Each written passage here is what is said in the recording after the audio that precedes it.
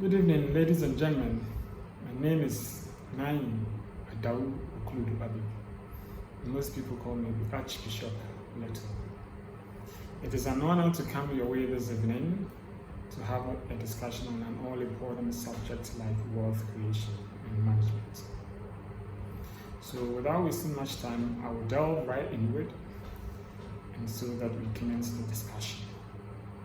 So my personal philosophy about wealth is that individuals should increase, persevere, and protect their wealth in a responsible manner by taking a holistic approach to their financial matters to make an impact without neglecting their own well-being, physical health.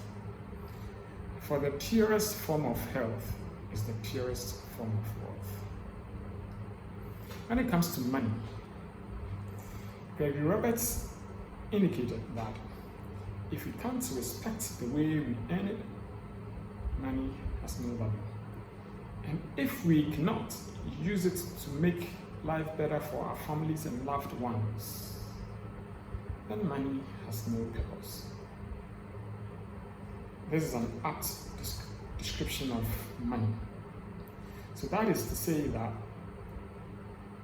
whatever that we acquire in terms of money, we acquire it for a purpose. And the way we acquire it should be of great importance to us.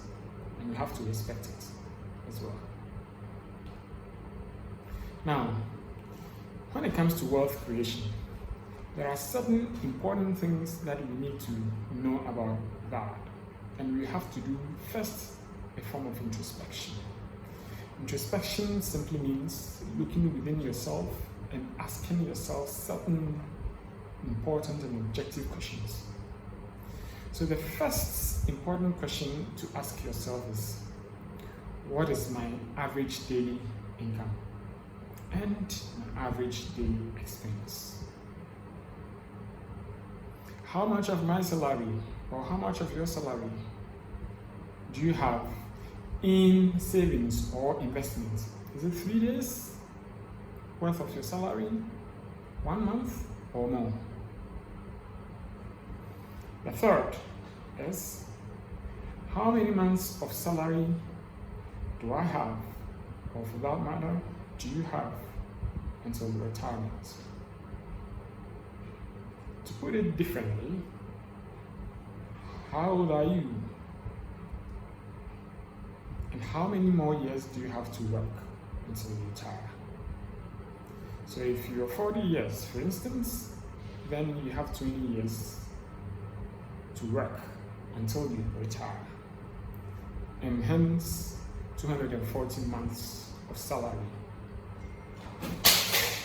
So you have about 240 months of salary, then you have to make sure that you manage it properly. The third question is, how would I want my retirement to look like? So at the end of the day, when you have retired and not working anymore, how would you want it to look like? Would you want to look like a pauper, or you want to look rich, comfortable, like somebody who lived a good life and continues to live a good life after retirement? The next question is, am I spending my retirement today? Or am I spending my future earnings today?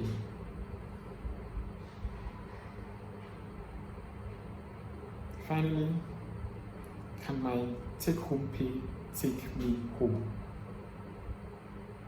These are very important questions that we need to ask ourselves. They are hard, cold questions that require honest answers.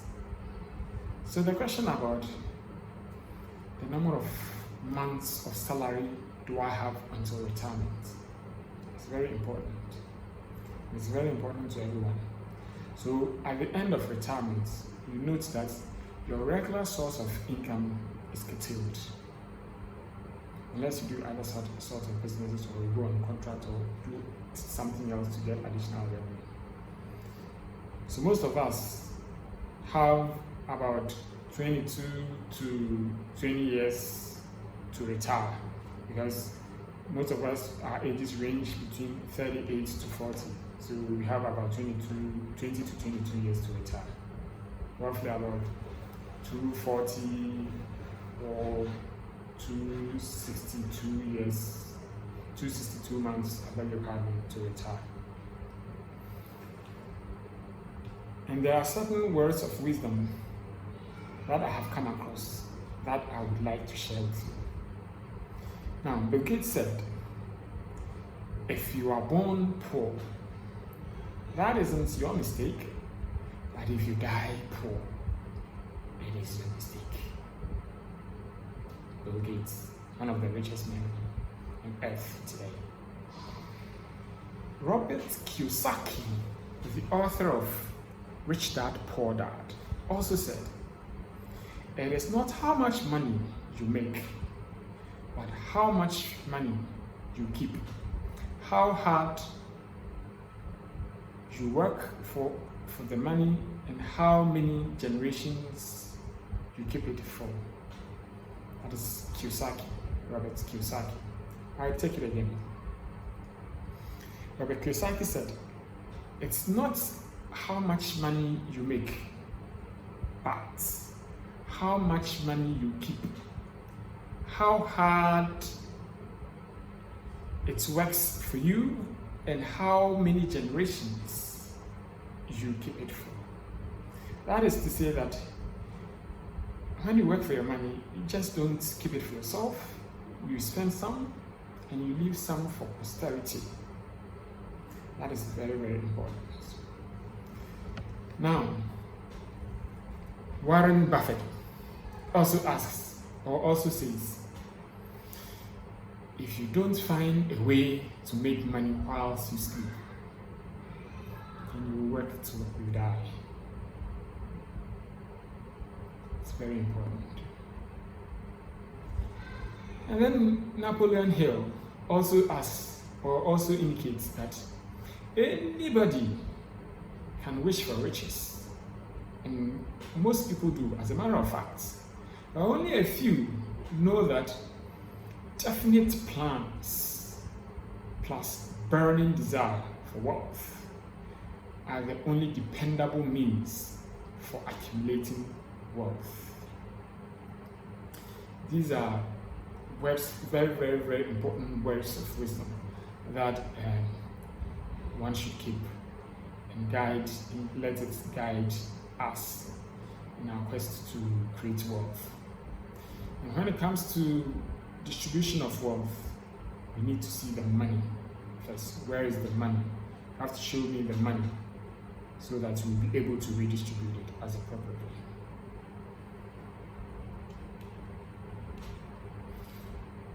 When it comes to wealth, what I want people to understand is we have food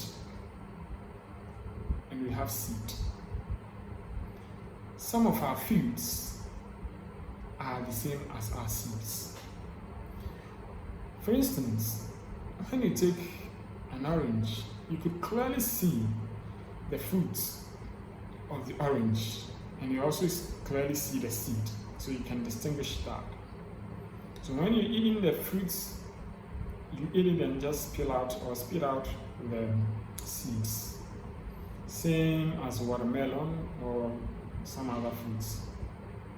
But there are certain foods that we cannot actually distinguish between the seeds and the fruit.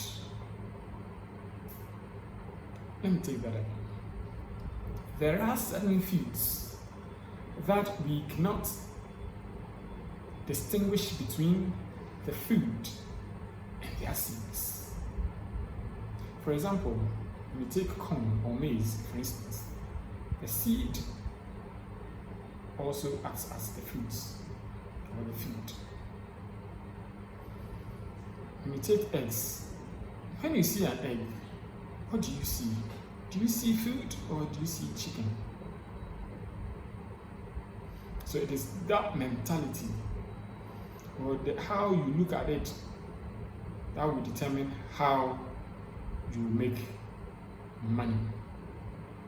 Because there is one fundamental principle about creation of wealth that says that you will eat your food, but make sure you grow your seed. Never eat your seed, but rather grow your seed. When you grow your seed, you multiply your food. So if I have maize, and instead of eating all my maize, I reserve some as my seed and plant it in the next planting season, I would have a whole farm of maize. But remember, that food that I did not eat at the time is what has given me a larger yield or a larger harvest in the next harvesting cycle. And when it comes to chicken, if I have all my eggs and eat them all and do not allow them to hatch, I'll be losing a whole lot of chicken.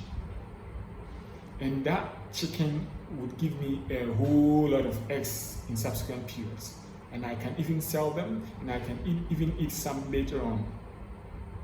So remember, eat your food, but grow your seed. You don't eat your seed. So the $1 million question is, can you be able to determine what is your food and what is your seed? Can you distinguish between them? That is the $1 million question. If you answer that properly and you treat them as such, be your gateway to success. Remember, food is just for sustenance, whilst seeds, if you grow them, would result in abundance of food in future for you. Take note of this. There is another point that I want you to note, that in this world, we have negatives and positives. Same as the statement of every individual's position. So, in terms of your statement of position, you have assets and you have liabilities. I won't go into the technical definition of asset and liabilities, but I'll keep it simple for everybody to understand. So assets are the things that generate you money, whilst liabilities are the things that take your money out of your pockets. Just for simplicity's sake, I'll put it there. I won't go into a technical accounting definition of assets and liabilities. This will work for the purpose of this presentation. Now, so what are the examples of assets? It can be a car, it can be a house, it can be a piece of land, it can be anything.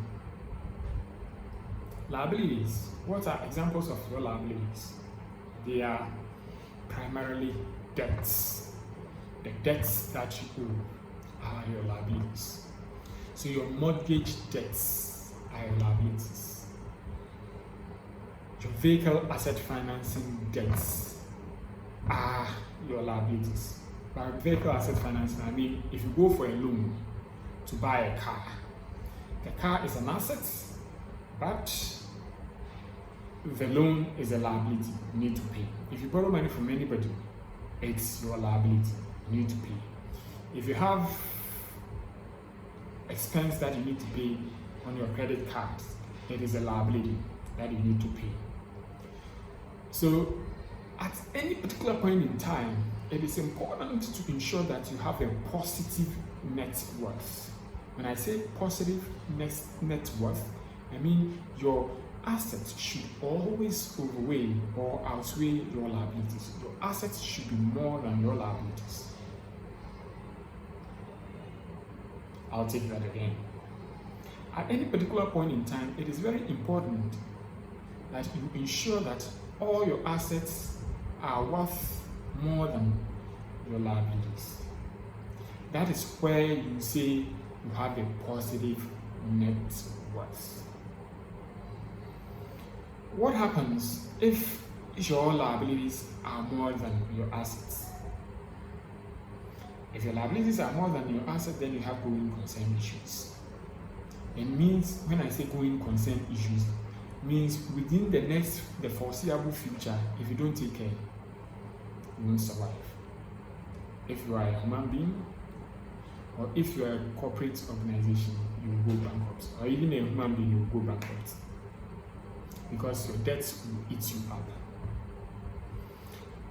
That is not to say that it is not good to have debts. Debts can be good depending on how well you apply them. And by the way, in terms of your assets, it's not just for the sake of having assets. When you have assets, you can sell them or you can liquidate them for cash. Cash is the most liquid form of assets, and it's very important. So once you will be able to sell them for cash, it is very important that you have those sort of assets. But remember, there are certain assets that will generate you money, while certain assets consume your money. So when you're investing in assets, invest in assets that would generate you money, but not assets that would consume the money that you have already. Let me give you an example. If you buy a vehicle and you get the vehicle to get you money, or you use it as Uber or a taxi, for instance, that asset is generating you money. However, if you have an asset that you use just for your personal commute, that asset is not giving you any money at all. As a matter of fact, it is consuming your money. The money that it consumes would be the fuel that you buy into it, and also the maintenance cost of the assets. So remember, as you invest in assets, make sure you invest in assets that would give you returns. So if you have a house or a building that you've rented out, that is giving you money. So it doesn't make any sense to build a wide, a huge, a humongous house in just you and your wife and one kid or two kids living in it, and you have about 10-bedroom house. Not making any good use of it. It is better you have a smaller house and you have another house, you build another house, another smaller house that you can rent out to get you money. That is an asset that is generating you money. So it's not a capital consumption asset, it's a capital generating asset for you. Very important. So let's talk about budgeting. In terms of budgeting, what you have to have in mind is your personal lifestyle. Your budget is your lifestyle. What you plan to spend is your budget. And of course, your budget should show you how much money you are getting. So, one other point that I would want to stress is save before you spend. Save before spending. I would repeat, save before you spend.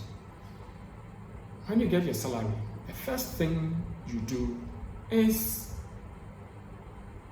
you pay yourself. That is, you save. You commit some amount of money to your financial goal.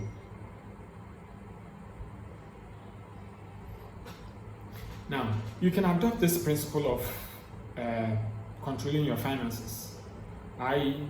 Some people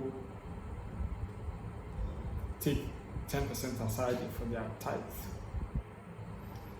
and save 5% and spend 85%. But I would recommend that you do not spend more than 70% of your salary in a particular month. You will spend 70%, you commit 20% for your financial goals.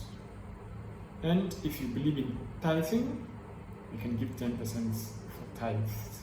If you don't believe in tithing, you keep 30% for your financial goals, or you invest in assets that will generate you very, very good returns.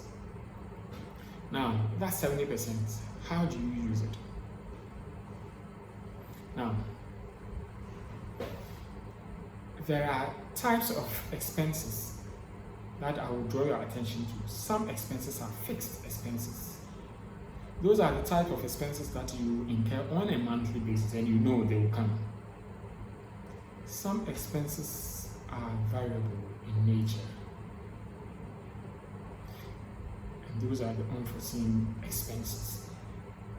Sometimes you can't tell whether they will come or not. They vary. So let me give you examples of your fixed expenses. Those are your rents, your transportation costs, the cost of educating your kids, your water bill, your telephony expenses, your transportation, and on and on. Those that you can tell. There are other ones that they are not certain. Those are Medicare, medical expenses that you may incur. Sometimes, if you're not on any insurance plan, you might fall ill in a particular time. You might not fall ill at a particular time. Things like some unforeseen mechanical faults on your car that you need to repair. Those are variable. They are not fixed. You don't know how much it will cost to buy the parts and all those kind of things. Those unforeseen repairs in your home, plumbing expenses and all those are variable. So what you do is you don't let 50% of your salary go, more than 50% of the salary go into fixed expenses. And the maximum, you should have 50% of your salary going into fixed expenses, whilst the other 20% goes into variable unforeseen expenses.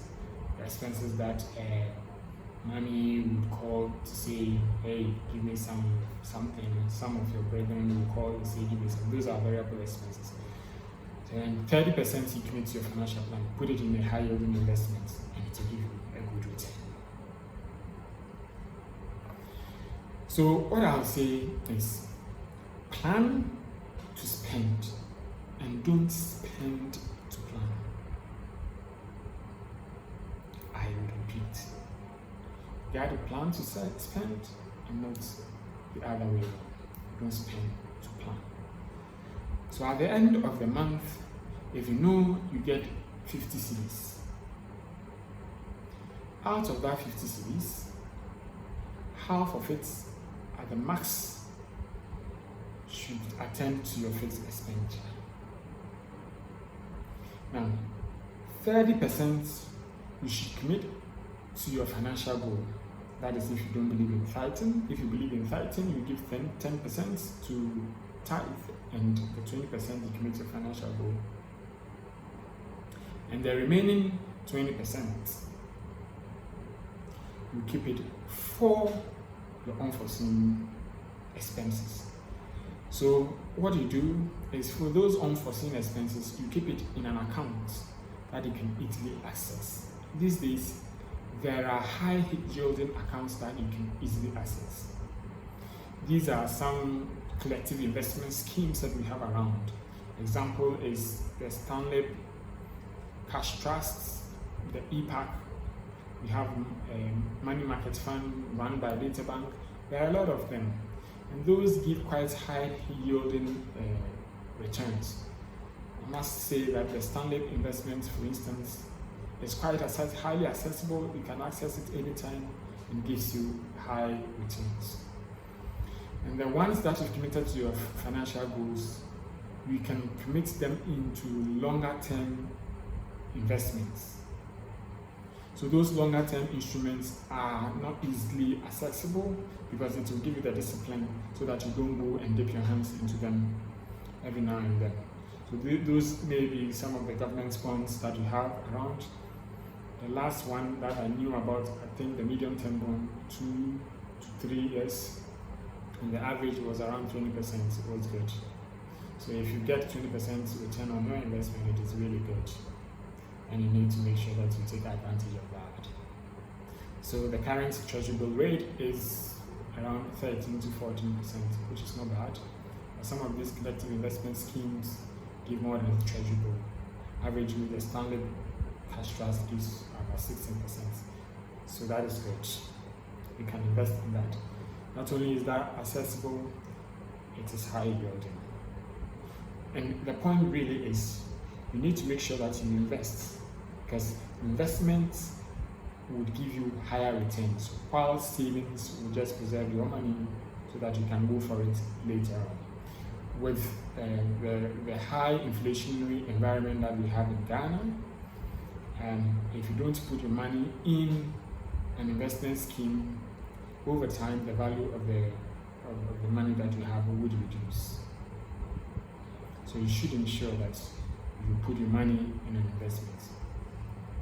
So I'll leave you with this saying: the rich save before they spend, whilst the poor spend before they save. Trust you me. So if you save before you spend, that money that you have saved, in fact, you take it out of your monthly emolument, so it will not be part, you don't consider it as part of your earnings. So the people that believe in tithing, do you know what they do? When they get their money, they take the 10% out. So they consider the 10% as not part of their money. So what is available to them to spend is the 90%. So what I will tell you to do is to ensure your financial independence, you take 70% of your monthly emolument, monthly salary, or your monthly income to say, this is the money that I have to spend in this month. The other 30% you commit it to your financial plan, you invest it in high yielding investment. And if you believe in tithing, you give 10% as tithe, and you keep the 20% as an investment into your high yielding investments, as deposit into your high yielding investment, I must say. Yeah. It is very important. Remember that 30% or the 20% is your seed and not your fruit. It is not meant to be eaten, it is meant to be grown. Grow your seed and eat your fruit. You need to eat your fruit for sustenance. For you would have to grow your seed for financial freedom and wealth creation. Now let me give you an example. In terms of the management of finances, time is of the essence. It is very, very important you start early. If you haven't started, it's not too late. You can start now. Let me give you some mathematical representation or a quick example of this. Now, if you have a goal to earn 1 million cedis, that is your future value, or the annuity due. When I say annuity due, I mean the future value of the money that you expect to get as part of your goal. And remember, when it comes to investments, you need to have a goal. You should have an end in sight. If you don't have an end in sight, you would be misguided and you will lose focus. So you need to be focused on your goal. Once you are focused on your goal, you go according to the plan. And you will be able to manage the risks associated with the investment properly if you have a goal. Yeah? I'll speak more about this in the next edition. But for now, let's look at how you make money and the essence of time. Time is of the essence. So if you want to make 1 million in future, and you take aside or you put aside 1 cedi on a monthly basis in an investment that yields 15% per annum. I use 15% because that is where the current treasury bill rate is hovering around. It's hovering around 15%.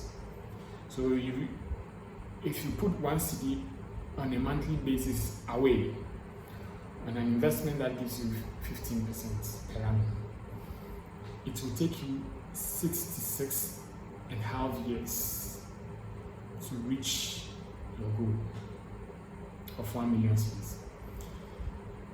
If you put 5 cedi a month in the same investment, it will take you 55 years to achieve that 1 million. If you put 10 cedis, it will take you 50 years, 50.1 years to achieve this. If you put 50 cedis on a monthly basis, 50 cedis on a monthly basis, it means that it will take you 38.6 years to reach your goal of 1 million. Now, if you put 100 cedis, it will take you 33.7 years to get to your goal of 1 million cedis. Also in the same investment, 15% per annum. So if you put 200 cedis, so what that means is this 200 cedis will be multiplied by 12. Yeah? So you multiply 200 cedis by 12, then it will take you about 28.8 years to achieve your objective of 1 million cedis. Remember that if you're doing this, you have to do it consistently. You don't do it and stop at any particular point in time. The assumption is that you will do it regularly. And if you put 500 cedis per month, now it will take you averagely 22.4 years to attain the objective of 1 million. Currently, most of us are around 38 to 40 years. We have the number of months, the number of years we have up until retirement is about 22 to 22 years for us to get to retirement. So if you have your retirement in mind, remember the question I asked you was, how do you want your retirement to be? Do you want to retire with 1 million cedis? If you want to do that, at the barest minimum, you have to put 500 cedis on a monthly basis into an account that gives you 15%. And averagely, you put your funds in a fund like Standard Cash Trust or Money Market Fund by Beta Bank or some of the other collective investment schemes, you get to achieve this goal. Now, if you put 1,000 cedis per month, it will take you 17.8 years. And if you put 5,000 cedis per month consistently, it will take you 8.3 years. See how the years have come down. It will take you 8.3 years. And if you put 10,000 cedis per month, it will take you 5.3 years. I'll say that again. It will take you 5.3 years to attain your goal, your future goal of 1 million. So, you see how compound interest works. So the interest will be compounded for you to get the benefits. So the larger you put, the larger the sum of money you put away, the better for you. Yeah. So there is a Chinese proverb that says the best time to plant a tree was 20 years ago. And the second best time is now. If you didn't plant it 20 years ago, the second best time is now. Start doing it. It's not too late if you haven't started. Now is the time to do it. What do we mean by financial independence? Financial independence is when you do not depend on any salary. You don't look forward to getting some salary at the end of the month. Currently, most people, what they do is we look up to the month end religiously. We wait patiently, or in fact impatiently, for our accounts to be credited at the end of the month, for our phones to buzz, for us to hear the beep sound so that we know that our salary has dropped. If the salary doesn't drop, then we run into troubles. I must say that around this COVID time that some organizations reduced the salaries of their staff, people have struggled because they live on their monthly earnings. So the concept of financial independence is, at the end of the day, you would not be looking up to any, or you will not be looking forward to any salary. You will not be dependent on any salary. So that means then that your investment would be working for you. So remember what Warren Buffett said. So if you do not find a way to let your money work for you while you sleep, you will work until you die. So when your money is working for you, and as a matter of fact, if at the end of the month, if you calculate the returns of your investments and it equates or it's equal to your monthly salary now, then I must say that you are financially independent. We are getting close to financial independence. But remember that you have to manage your resources. And so in the next time, or in the next edition, I will talk about how we manage wealth and the purpose of wealth. So, my friends, financial independence is possible if only you think right about money. It's been a pleasure, colleagues. Thank you very much, ladies and gentlemen.